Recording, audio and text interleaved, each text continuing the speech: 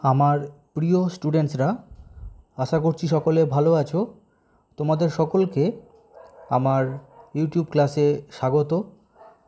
তাহলে চলো আজকে আমরা ক্লাস 11 সেমিস্টার 1-এর তোমাদের একটা পোয়েম পড়াবো, কম্পোজড আপন ওয়েস্টমিনিস্টার ব্রিজ। লিখেছেন কে?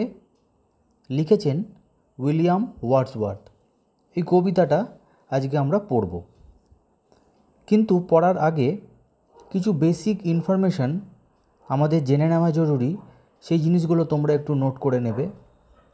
তো দেখো, এই যে কম্পোজড আপন ওয়েস্টমিনিস্টার ব্রিজ, কম্পোজড কথার মানে হচ্ছে তিনি রচনা করেছেন, তিনি লিখেছেন। আপন মানে ওপরে। কিসের ওপরে? Westminster bridge. তো এই ওয়েস্টমিনিস্টার ব্রিজের ওপর দাঁড়িয়ে উইলিয়াম ওয়ার্ডসওয়ার্থ এই পোয়েমটা লিখেছিলেন। সেই জন্যে এই পোয়েমটার নামকরণ করা হচ্ছে কম্পোজড আপন ওয়েস্টমিনিস্টার ব্রিজ। প্রশ্ন হচ্ছে, এই ওয়েস্টমিনিস্টার ব্রিজটা কোথায়? এটা হচ্ছে লন্ডন শহরে। এগুলো থেকে কিন্তু প্রশ্ন আসে যে শহরটা কোথায়, না শহরটা হচ্ছে লন্ডন। এটা তোমরা কিন্তু নোট করে রাখো। তো লেখা হয়েছে কবে? 1802 সালের 3রা সেপ্টেম্বর। তো এই পোয়েমটা লেখার পরিপ্রেক্ষিতে যে প্লট, যে প্রেক্ষাপট, সেইটা হচ্ছে যে কবি উইলিয়াম ওয়ার্ডসওয়ার্থ তিনি ফ্রান্সের ক্যালে শহরের দিকে যাচ্ছিলেন। তার সঙ্গে কে ছিল? তার সঙ্গে ছিল তার বোন ডোরোথি ওয়ার্ডসওয়ার্থ। যাওয়ার সময় যখন তিনি লন্ডনের ওয়েস্টমিনিস্টার ব্রিজের ওপর দিয়ে যাচ্ছেন, তিনি যাচ্ছিলেন একটা ঘোড়ার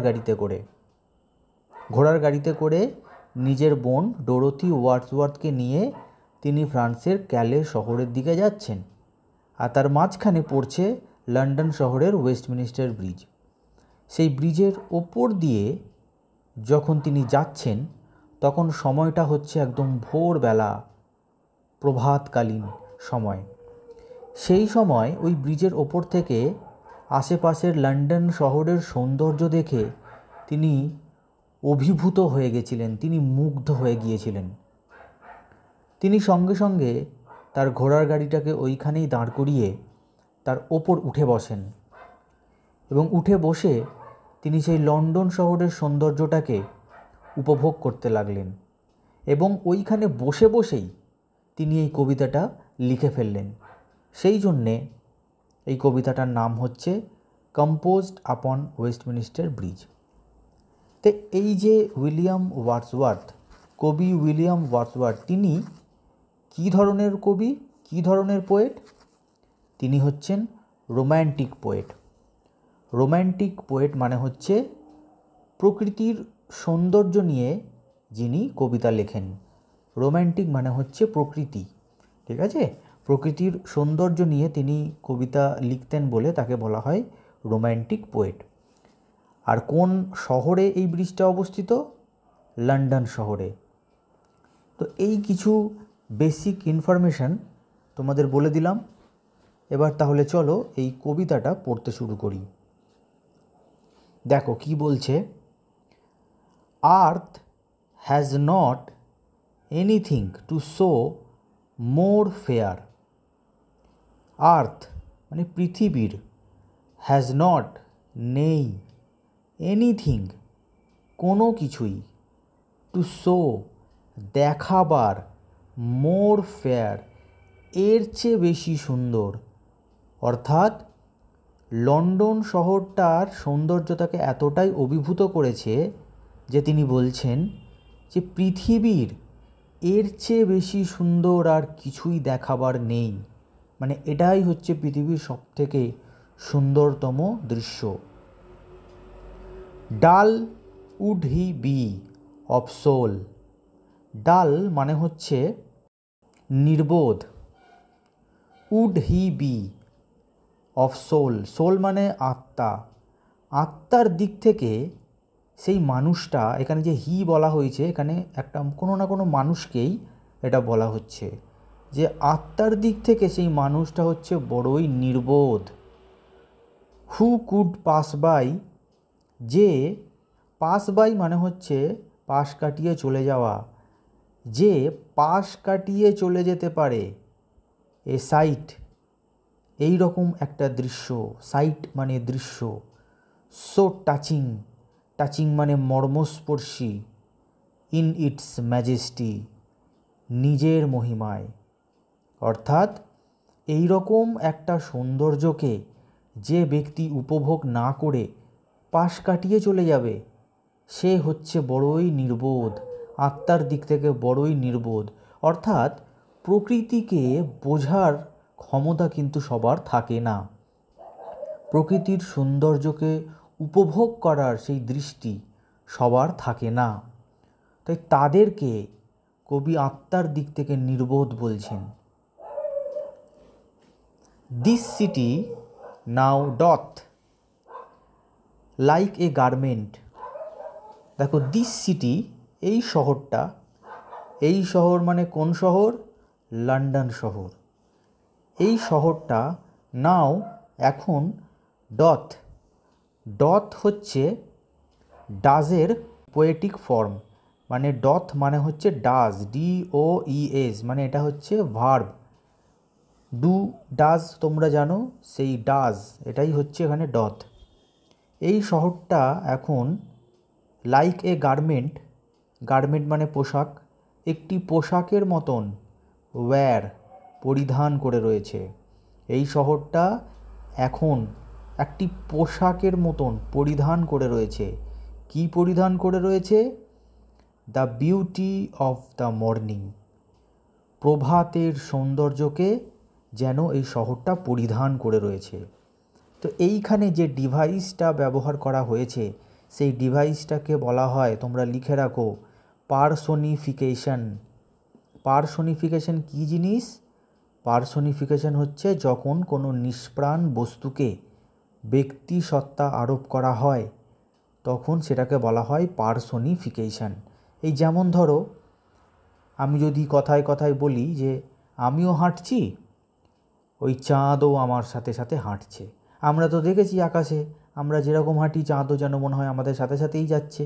সে আমরা যত দূরেই যাই না কেন, চাঁদও যেন মনে হচ্ছে আমাদের সাথেই যায়। তো চাঁদ কি সত্যিই যাচ্ছে?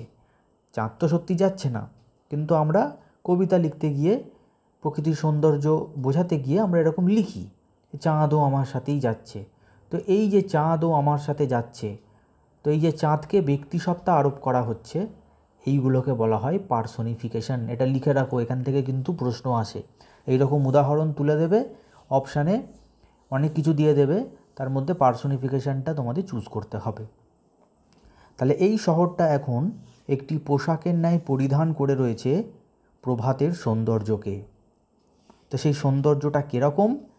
সাইলেন্ট মানে নিস্তব্ধ, বেয়ার, বেয়ার মানে হচ্ছে উন্মুক্ত, মানে যার ওপরটায় কোনো কিছু ঢাকা নেই, একদম উন্মুক্ত, খোলা। Ships, towers, domes, theatres and temples lie. Ship মানে হচ্ছে জাহাজ। দেখো, ব্রিজের ওপর দাঁড়িয়ে নিচের দিকে তাকালে কি দেখতে পাওয়া যায়? যে ছোট ছোট জাহাজ, স্টিমার, লঞ্চ, যেগুলো নদীর এপার থেকে মানুষকে ওপারে নিয়ে যায়, সেইগুলো সেই ভোরবেলায় কী হয়েছে? বাঁধা রয়েছে। অত ভোরবেলায় কোনো যানবাহন তো চালু হয় না, অনেক ভোরবেলায় তিনি যাচ্ছিলেন, তো ওই ভোরবেলায় কিছুই চালু হয়নি, তো সেই শিপগুলোকে দেখা যাচ্ছে। টাওয়ার্স, টাওয়ার মানে হচ্ছে মিনার, লম্বা লম্বা মিনার। ডোমস, ডোমস মানে হচ্ছে গম্বুজ, যার মাথাটা হচ্ছে অর্ধবৃত্তাকার, সেই গম্বুজ। তো এইখানে তোমরা নোট করে রাখো, ডোম বলতে কি বোঝানো হচ্ছে? ডোম বলতে বোঝানো হচ্ছে saint Paul's cathedral. Saint Paul's cathedral মানে এটা হচ্ছে এক ধরনের চার্চ। তারপর আর কি কি আছে? থিয়েটার, থিয়েটার মানে নাট্যশালা। আগেকার দিনে তো টিভি অত কিছু তো ছিল না, মানুষ সারাদিন কাজকর্ম সেরে সন্ধেবেলায় নাট্যশালায় যাত্রা, অভিনয় এগুলো এনজয় করতে যেত। তো সেগুলো কোথায় হতো? থিয়েটারে হতো। অ্যান্ড টেম্পলস এবং মন্দির লাই যেন বেছানো রয়েছে, যেন শোয়া রয়েছে। তো এটাও কিন্তু একটা পার্সোনিফিকেশন। এই যে শিপ, টাওয়ার, ডোম, থিয়েটার, টেম্পলস, লাই এগুলো যেন বেছানো রয়েছে, তো এগুলো কি সত্যিই কি বেছানো থাকতে পারে? তো কিন্তু বলা হচ্ছে যেন বেছানো রয়েছে, এগুলো সব কিন্তু হচ্ছে personification. Open আনটু the fields, open মানে খোলা, উন্মুক্ত, আনটু দ্য ফিল্ডস মানে খোলা মাঠে যেন উন্মুক্ত হয়ে শুয়ে রয়েছে, অ্যান্ড টু দ্য স্কাই এবং আকাশের দিকে।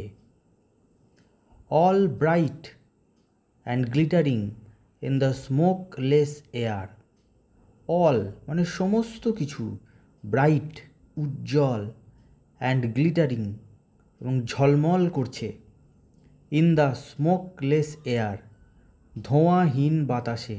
এখানে স্মোকলেস মানে বলা হচ্ছে পলিউশন ফ্রি। দেখো, অত সকালবেলায় এখনও পর্যন্ত যানবাহন চালু হয়নি, স্টিমার, জাহাজ এগুলো কিছুই চালু হয়নি, কলকারখানা চালু হয়নি, কিছুই চালু হয়নি। মানে যে সমস্ত জিনিস থেকে ধোঁয়া বেরোয় সে সমস্ত কোনো কিছুই চালু হয়নি, যার ফলে সকালবেলাটায় আকাশে বাতাসে কিন্তু কোনো ধোঁয়া নেই।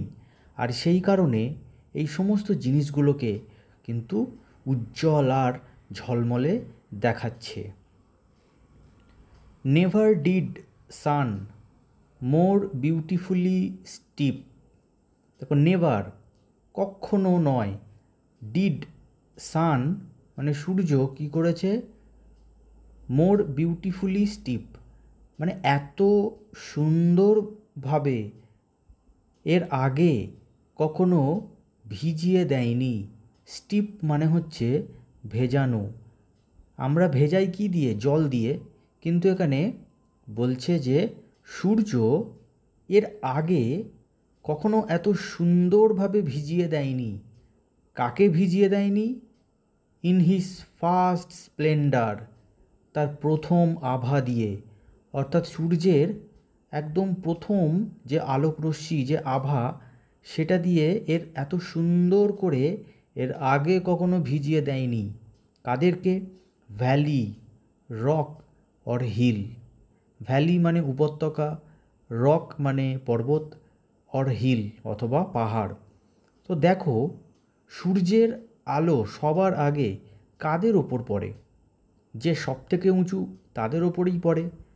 সবথেকে উঁচু কারা? এই সমস্ত পাহাড়, পর্বত, উপত্যকা, এরাই তো সবথেকে উঁচু। তাই এদের ওপরে সূর্যের আলো পড়ছে। আর এত সুন্দর করে এর আগে যেন এইগুলোকে সূর্য কখনো তার আভা দিয়ে ভিজিয়ে দেয়নি। তো এটাও কিন্তু পার্সোনিফিকেশন। এগুলোকে কি ভেজানো যায়? সূর্যের আলো দিয়ে কি ভেজানো যায়? যায় না। এগুলো সব কিন্তু পার্সোনিফিকেশনের উদাহরণ। Never saw I, never felt a calm so deep. Never saw I আমি কখনো দেখিনি, নেভার ফেল্ট কখনো অনুভব করিনি, এ কাম সো ডিপ, কাম মানে প্রশান্তি, ডিপ মানে গভীর, এত গভীর প্রশান্তি আমি এর আগে না কখনো দেখেছি, না কখনো অনুভব করেছি। The river glideth at his own sweet will. The river নদীটি, দেখো একটা খুব ইম্পর্টেন্ট লাইন, ওয়েস্টমিনিস্টার ব্রিজের নিচে যে নদীটা বয়ে যাচ্ছে সেটা কি নদী? সেটা হচ্ছে টেমস নদী, লন্ডনের টেমস নদী। গ্লাইডেথ, গ্লাইডেথ মানে হচ্ছে ফ্লোজ, বয়ে চলেছে। At his own sweet will তার নিজের মধুর ইচ্ছায়, মধুর ছন্দে। দেখো এখানে হিজ বলা হচ্ছে, অর্থাৎ টেমস নদীকে পিতৃ যে জেন্ডার, ম্যাসকিউলিন জেন্ডারের সাথে কম্পেয়ার করা হচ্ছে। আমরা যেমন গঙ্গা নদীকে মায়ের সাথে তুলনা করি, তারপরে দামোদরকে পিতার সাথে তুলনা করি, তারপর ব্রহ্মপুত্র, এরা সব হচ্ছে নদ মানে পিতা, তেমন টেমসকেও কিন্তু ম্যাসকিউলিন জেন্ডার বা পিতার মতন বলছে, অর্থাৎ এটা ম্যাসকিউলিন জেন্ডার হিসেবে ওরা করছে। আচ্ছা, কথার প্রসঙ্গে তোমাদের বলে রাখি যে এই যে নদী আর নদ, কাদেরকে আমরা নদী বলি আর কাদেরকে নদ বলি তোমরা কি জানো? যদি না জেনে থাকো বলে দিই, শুনে নাও। নদী কাকে বলে, নদ কাকে বলে, কিভাবে বুঝবো? এগুলো বলেই বা কিভাবে বিচার করে? তো দেখো, নদী হচ্ছে স্ত্রীলিঙ্গ, নদ হচ্ছে পুংলিঙ্গ। এবার দেখো, একজন নারী পারে সন্তানকে জন্ম দিতে, এই ক্ষমতা একমাত্র নারীদেরই আছে। এটা তোমাদের বোঝার সুবিধার জন্য বলছি। তো এবার দেখো, যে সমস্ত নদী প্রবাহিত হতে হতে তার মধ্যে থেকে আর একটা শাখা নদীর জন্ম হয়, তার মানে সেই বড় নদীটা একটা শাখা নদীর জন্ম দিল, মানে একজন সন্তানের জন্ম দিল, তার মানে ওই বড় নদীটা হচ্ছে নদী। বোঝা গেল? আর যদি কোনো প্রবাহিত জলধারার থেকে এমন কোনো শাখা নদী না বেরোয়, তার মানে সেই নদীটা কাউকে জন্ম দেয়নি, দিতে পারছে না, তার মানে তাকে আমরা নদী বলবো না, তাকে আমরা নদ বলবো। বোঝা গেল? যে জলধারার শাখা নদী আছে সেটাকে নদী বলবো, যে জলধারার শাখা নদী নেই তাকে আমরা নদ বলবো। গঙ্গার প্রচুর শাখা নদী আছে তাই ওকে নদী বলে, আর টেমসের নিশ্চয়ই কোনো শাখা নদী নেই তাই একে নদ বলছে বা হিস বলছে। যাই হোক, এবার পরের অংশে আসি। ডিয়ার গড, দেখো এইখানে কবি আফসোসের সুরে বলছে, ডিয়ার গড, হে ভগবান, হে ঈশ্বর, the very houses SIM asleep, the very houses, ওই যে বাড়িগুলি দেখা যায়, সিম অ্যাসলিপ, যেন মনে হচ্ছে ঘুমন্ত। দেখো, এটাও পার্সোনিফিকেশন। বাড়ি কখনো ঘুমায়? বাড়ি ঘুমায় না, বাড়িতে বসবাসকারী লোকগুলো ঘুমোচ্ছে, অত ভোরবেলায় কেউ ওঠেনি, লোকগুলো ঘুমোচ্ছে। তাই কবি বলছেন যে হে ভগবান, এত সুন্দর একটা দৃশ্য মানুষগুলো উপভোগই করছে না, সবাই ঘুমোচ্ছে, ওই বাড়িগুলো যেন ঘুমোচ্ছে। এখানে বাড়ি বলতে সেখানকার লোকজনকে বোঝানো হচ্ছে। And all that mighty heart is lying still. এখানে মাইটি হার্ট মানে কাকে বোঝানো হচ্ছে? লন্ডন শহরকে। এটাকে তোমরা কিন্তু লিখে নাও, মাইটি হার্ট মানে লন্ডন শহরকে বোঝানো হচ্ছে। যে এই যে মাইটি হার্ট, এই মাইটি হার্ট, এই লন্ডন শহরটা ইজ লাইং স্টিল, সে এখনও শুয়ে রয়েছে। এটাও হচ্ছে পার্সোনিফিকেশন। পার্সোনিফিকেশনের প্রচুর উদাহরণ আমরা এই পোয়েমে পেয়েছি। তো মোটামুটি যতটা সহজভাবে বোঝানো সম্ভব আমি বুঝিয়ে দিয়েছি। খুব সহজ একটা পোয়েম। এবার এখান থেকে তোমরা এমসিকিউ প্র্যাকটিস করো, এখান থেকে কোনো কিছুই তোমরা মানে ভুল যাবে না। খুব ইজি একটা পোয়েম, ঠিক আছে? আর তোমরা যদি আমার কাছে প্রাইভেট পড়তে চাও, আর এই ভিডিওতে দেওয়া যে অ্যাড্রেস তার আশেপাশে যদি তোমরা রেসিডেন্ট হয়ে থাকো, তাহলে আমার সাথে যোগাযোগ করতে পারো। আর তোমাদের যদি এই ভিডিওতে, এই ক্লাসে যদি হেল্প হয়ে থাকে, তাহলে একটা লাইক, একটা সাবস্ক্রাইব করে দিও, তাহলে আমার পরিশ্রম সার্থক বলে মনে করব। চলো তাহলে দেখা হবে পরের ভিডিওতে। সকলে ভালো থেকো।